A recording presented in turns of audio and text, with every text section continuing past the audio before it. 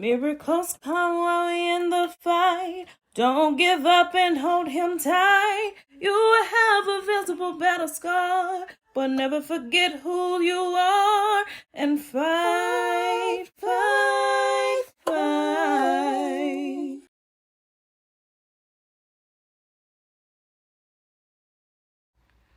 Embracing the Fight was created to help normalize the conversation surrounding physical and mental health issues and concerns.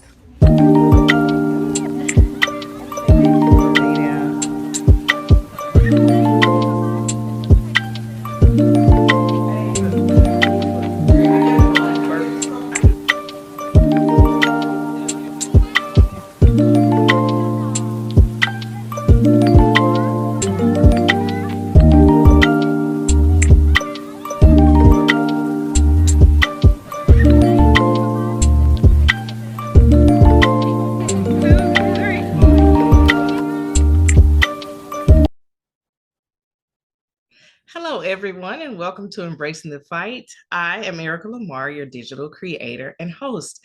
I have a very special treat for you today. I have a special guest, and as you can see, she's on the screen. I'm going to let her introduce herself.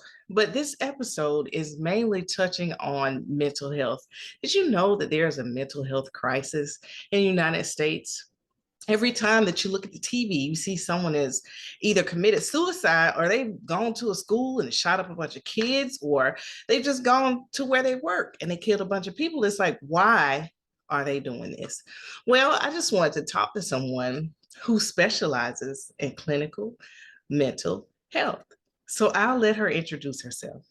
Andrea, could you introduce yourself to the people? Yes. Hello, everyone. My name is Andrea.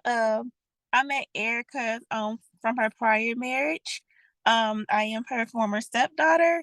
So I went to the University of Alabama and got my BS in psychology with a minor in addiction and recovery.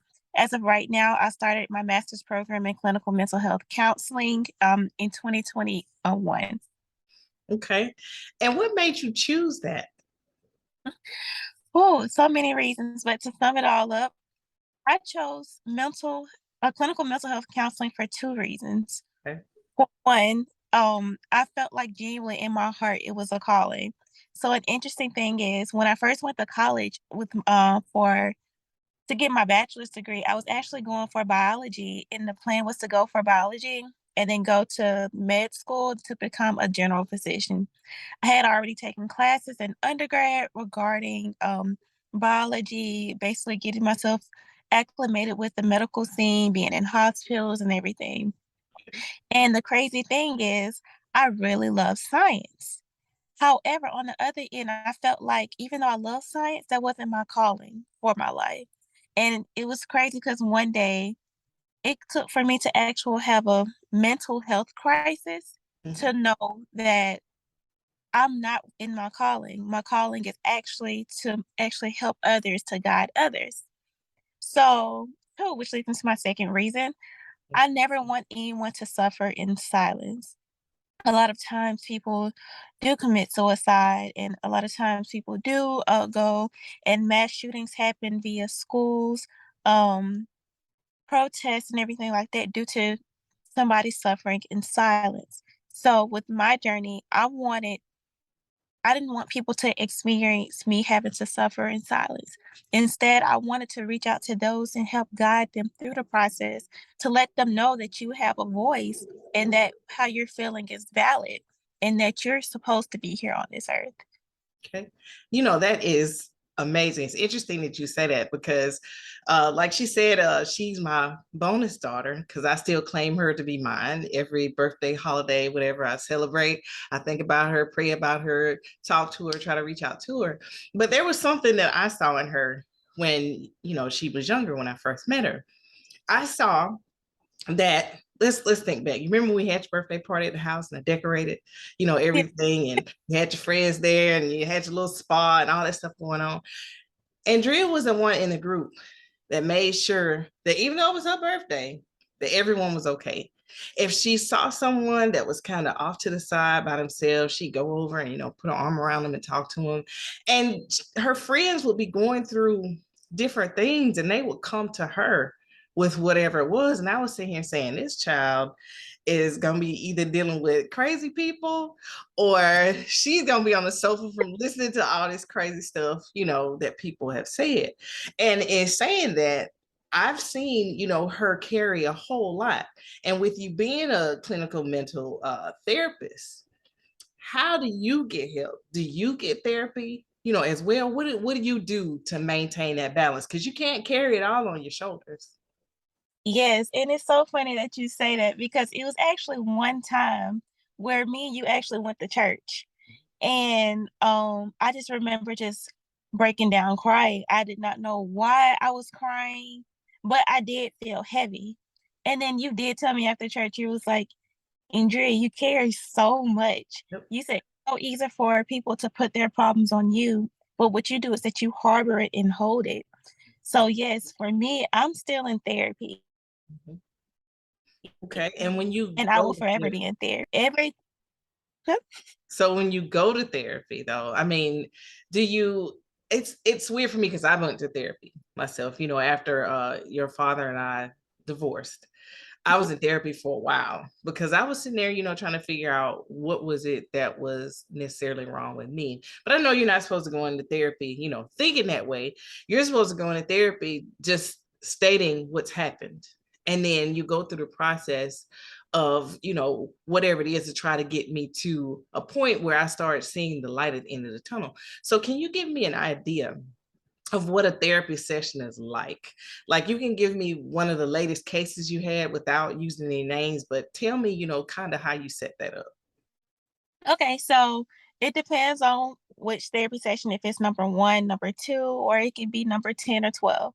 So let's just go through a typical one. So let's just go through a first session. You're just getting there, you're just getting to know the person, you're just getting to meet them.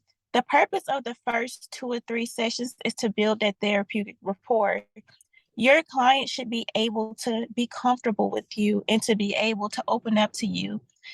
So in the first session, I do a check-in, say, hey, how are you doing? So I ask them, what brings you to therapy? Mm-hmm. 'Cause I work with mandated clients. Some of them say, I don't know. Um, Others, they're just like, oh, well, the school said I had to be here and I don't want to be here. I don't have a problem. Oh, wow. And it's it's a little bit of a challenge to work with clients that way. It's just like, oh well, if you're not, you don't feel like you have a problem, why are you here? They Mm-hmm. basically have to fulfill a requirement. Now, this is just with people. But then like over time, like I said, the more you build rapport, the more you kind of pick up on things. Mm-hmm. So me as a therapist, my job is to basically like see what you don't see. Okay. Because it's so easy for us to just live through it and just talk about, like, just talk it out. Mm-hmm. But when you're actually talking to somebody else, we're like, wait, something about that doesn't sound right. Could you tell me more about that? So, Right. like I said, the build that therapeutic rapport. Also, my job as a therapist is to not give you advice. Mm-hmm. My job is to tell you what to do. My job is to basically say, here, take my hand. Now, if you will, with your permission, take me into your world Okay. and explore. Let me explore.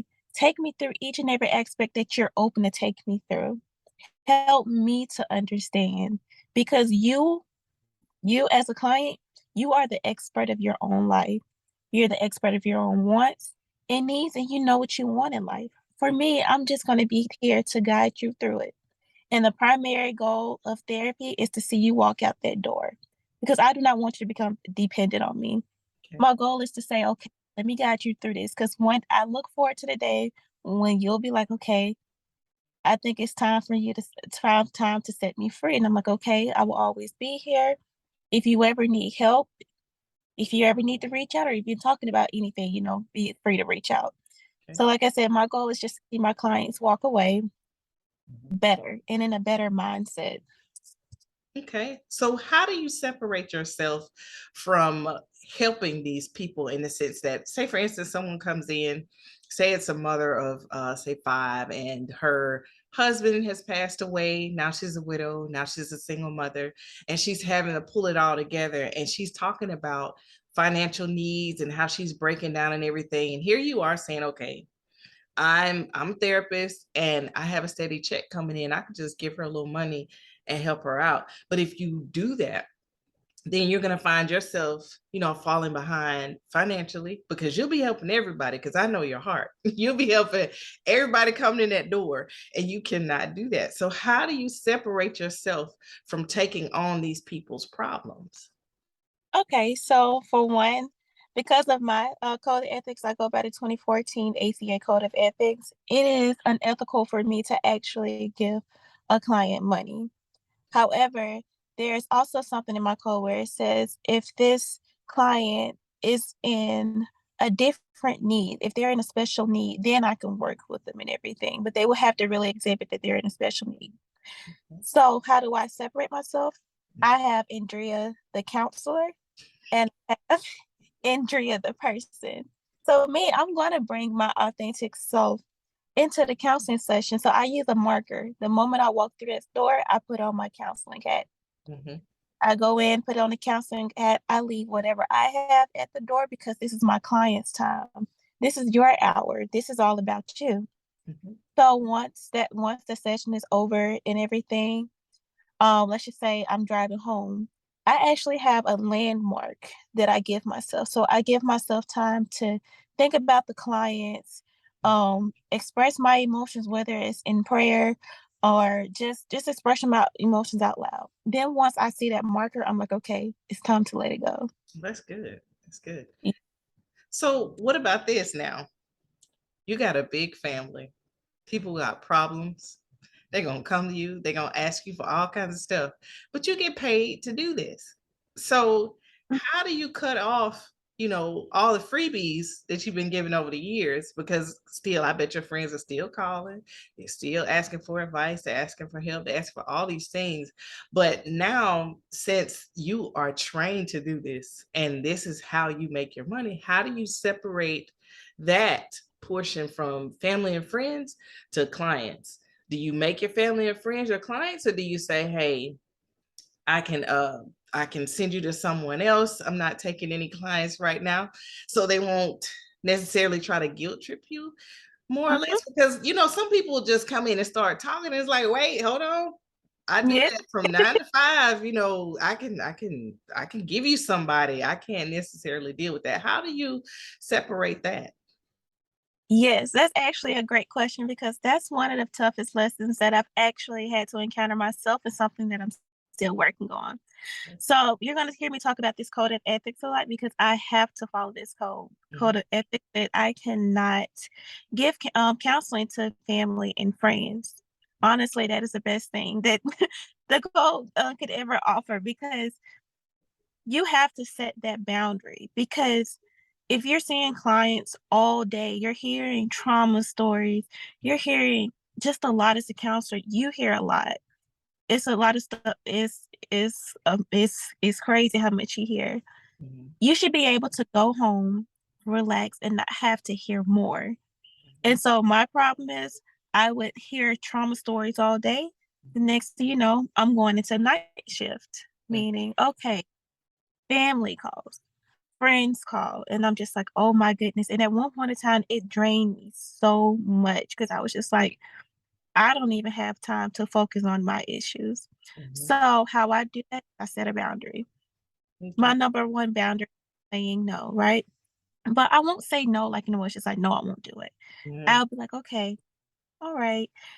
Oh, it sounds like you're very overwhelmed. Yeah, how are you dealing with that? See how they're dealing with that? And I'm just like, okay. Well, I actually know somebody. Mhm. Oh, she's a very great therapist. She's in your area. She's local, and she has an open availability. Mhm. From last time I heard, you should give her a call. Mhm. So I just kind of guide them into the therapist's hands. And let's just say, well, I can't afford therapy. Oh, it's funny that you say that because I actually know somebody who's actually offering free services as we speak. And with me being on campus, the counseling center does provide special needs circumstances. So I was like, oh, well, guess what? I know that at the counseling concerned, they have very great therapists. And I would not vouch for a therapist who was not great. Also, they have very great therapists. You should actually look into it. The first session is free. Go in and just talk to somebody and just feel around and see how you like it, you know? So I'll just kind of guide them into it. And like I said, it's okay as a therapist to tell somebody no, or hey, I can't deal with this right now. Mhm. So that's basically how I put a boundary in it. Okay. And as a therapist, what has been your greatest struggle when it comes to dealing with the public? I know you were saying you have those people that come in from time to time. It's like, I don't have a problem. I don't even know why I'm here. Do you ever run into people that say, "Oh, you too young, you can't help me," or I prefer a male therapist, or I prefer a therapist that looks like me and understands what I'm going through. So what has been your biggest struggle when trying to offer therapy? Okay, yes. So that's actually a very good question because I actually discussed broaching last week. So broaching is basically Mhm, bringing up the cultural differences that's in counseling, right? I mhm, think it is very important to ask the client, hey, so, as you can see, there's a cultural difference. How do you feel about that? mhm, You know, and I let them know, like, it's not about how I feel. Are you comfortable with talking to me, or would you rather have someone else? And as a therapist, you have to be okay with your client telling you, yes, I want someone older, or hey, I want somebody that's of my culture, or hey, I want somebody that's of my gender. Because even though, like, outside looking in, you're like, oh, well, why can't they just have you? A lot of times these people have um sometimes they have traumas. mhm, But then what I'm realizing is me personally in therapy, because I have an Asian therapist, I mhm, found myself not being able to show myself to her fully mhm, because she's of a different culture. It's nothing about what she does or who she is as a person, but mhm. I just felt like she wouldn't understand. So, as a therapist, I appreciate for the client to be very candid with me about what they want, because you never want somebody to come to therapy and just sit there and not be able to open up. If you cannot open up to your therapist or feel comfortable with your therapist, let's just say that 100%, that might not be the best match for you. So, as of right now, it's important to say I am a practicum student. So, I have been starting to do therapy with clients and everything. I do let them know, hey, I am a master's student. I am not licensed right now, but however, I am in school pursuing my license. I'm actually pursuing my LPC. Okay. So I do let them know that, and I'm like, okay. And I just also want to let you know that I do have to speak with my supervisor as far as my cases. And the reason why I have to speak with my supervisor is because I want to ensure that I am giving you the best quality service ever. So are you okay with that? I always ask, basically if they're okay with that. If they're not, there's no need to take offense to it. Because like I said, in the end of the day, it's about the client, not about how us therapists feel. Okay. And when do you graduate again? I graduate May of 2024, so next spring, yeah. So next spring, are you planning to go and work at a clinic, open your own clinic? Because there's so many different clinics that are out there. Are you looking for an internship? I mean, what exactly are you looking to do? All right, so I'm still trying to find my niche right now. I'm still trying to find like what population do I serve best? Where am I most beneficial? However, I do want to give back to my neighborhood. I want to normalize counseling in the Black community because it's really not normalized. As a matter of fact, I have not heard the term mental health Mhm. until college. Oh wow. And that's a very long time. And honestly, oh, there's a stigma actually in the Black community that if you go to counseling, then you're crazy, or they're going to put you in the crazy house. There's no such thing as the crazy house. Um, and oftentimes that scares people into not going. Mhm. And they also said, as long as you're physically good, you're great. You have nothing to worry about. When in reality, your mental health impacts your physical health and vice versa. They work hand in hand. There's not one that outweighs the other. They're both just as equally as important. So as of right now I'm still trying to find my niche. I'm still working my way around. Um, I do want to explore the mandated side, which is why I am where I am. Mhm. Currently I work with students who are who basically have gotten into some trouble with substances. And so basically they're coming to therapy as a way to show like, hey, I'm actively trying to improve and I'm learning my lesson from what had happened. So I am interested in substance use as well, but my main thing is to actually work within the Black community. You know, it's interesting that when you were saying that you didn't really hear anything about mental health until later in life, you know, that's partially why, you know, I'm really starting this podcast because I grew up seeing mental health issues, but there were so many people that never would say, this is what that is, or this comes from that. Let me give you an example. So I had an uncle that was paranoid schizophrenic, and he suffered from pyromania. So just imagine he's out there lighting stuff, you know, on fire. And I couldn't figure, I was like, why in the world it's 100 degrees in the shade and he burning a circle in the grass? You know, those kinds of things. It was like, why is this happening? But my family cared for him. They made sure he had everything that he needed. And I didn't understand that this was something that was going on in his brain because fast forward, uh, I'll say maybe a year or two before he died, he had a stroke. And after he had a stroke, everything straightened out. He didn't have those issues anymore. So it's amazing how we're around mental health issues and no one ever, you know, says that's what that is. Did you experience that as a child as well, seeing mental health issues and people just blocking it out, saying that it is the way it is and that's just it? Yes, so it's crazy because I didn't see mental health until honestly just even last year as an adult. So it happens a lot. So there's no doubt that basically what's going on in our community, police brutality, we have police officers killing our Black men, but also our Black women as well. Mhm. We've become so accustomed to it that sometimes it comes off as us not phasing us. You know how we laugh to keep from crying? Yep. We can say some of the most messed up jokes and we all laugh about it. That's regarding mental health. We've become so used to it that it's just like there's nothing wrong. What we say is it is what it is. I recently had somebody that I know who had was basically shot and killed. And Sorry. um it's fine. Thank you, thank you. So in regards to that, that made me think, I was just like, oh my goodness, I know it's impacting me and I haven't talked to this person in a while. Imagine how it's impacting his friends, but imagine how is it impacting his family? Your mother has to bury your son. Mm. But guess what? This is something that normally happens.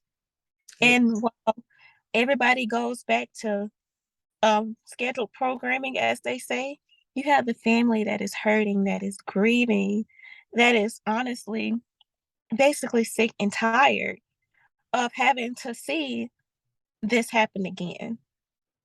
And like I said, we've become so accustomed to it that we don't see it as mental health. It is what it is, and it is not. You have feelings, and your feelings are valid. You do, should not, yeah. do you think that social media has desensitized that? Do you think that us seeing it on such a big level all the time is we're constantly being fed it by different channels here, different channels there on Facebook, YouTube, Instagram, everywhere. You're seeing all these crazy things happening and you just keep scrolling. You Mhm. think that social media plays a big role in that?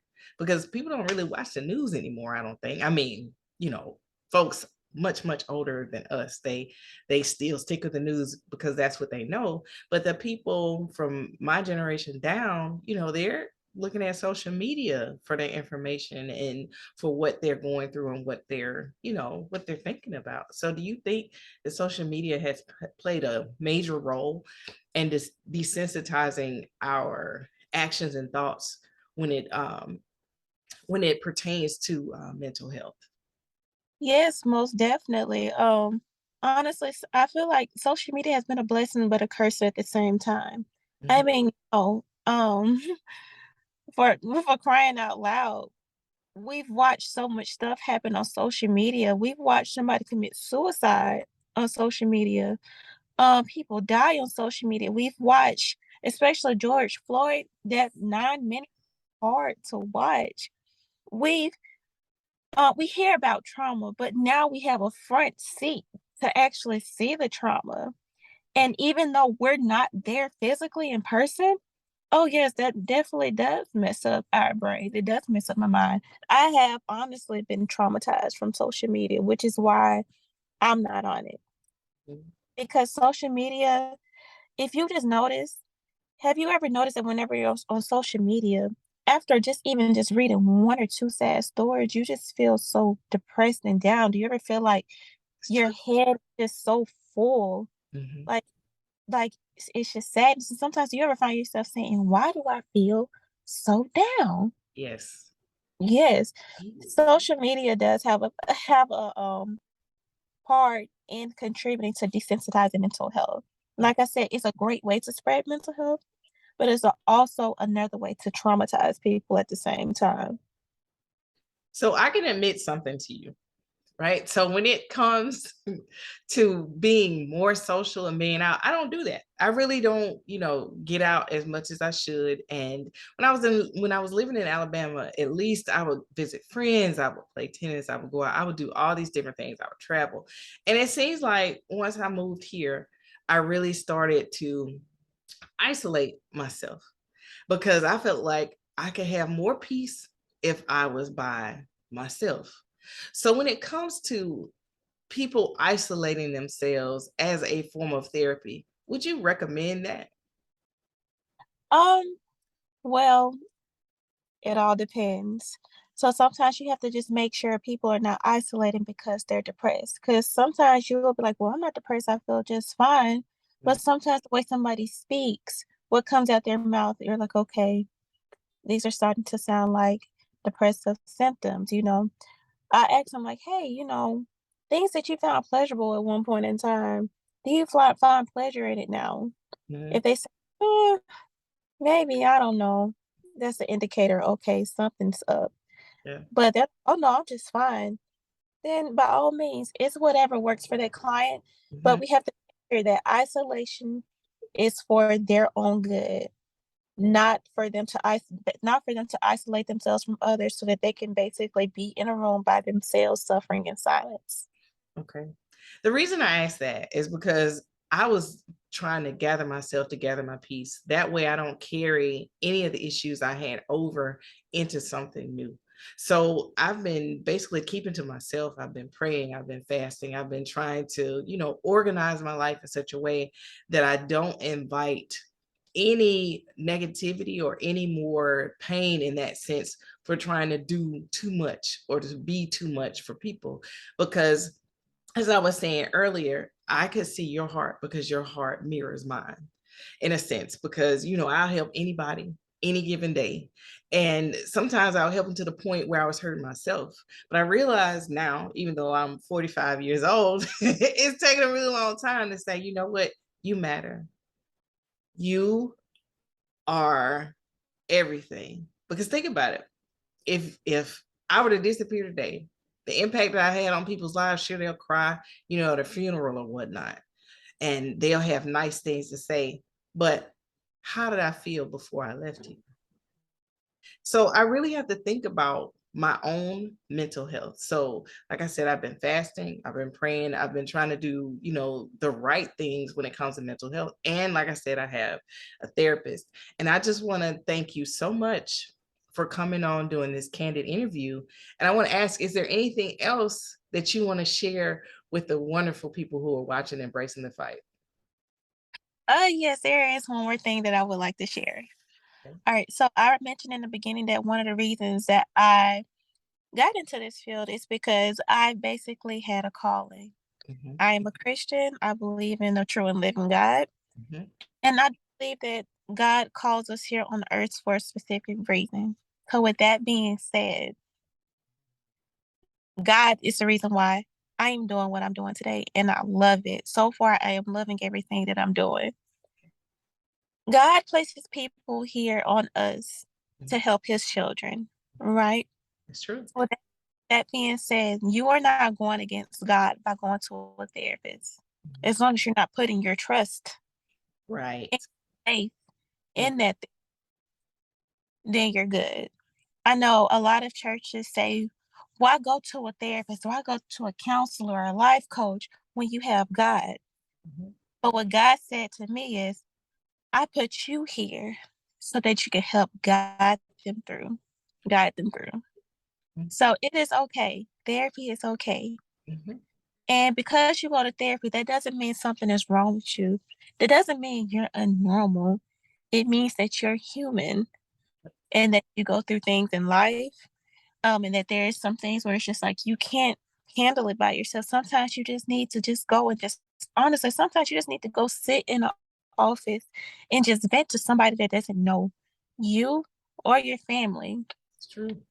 Because a lot of times when we go to our family and friends, their opinions are always going to be biased.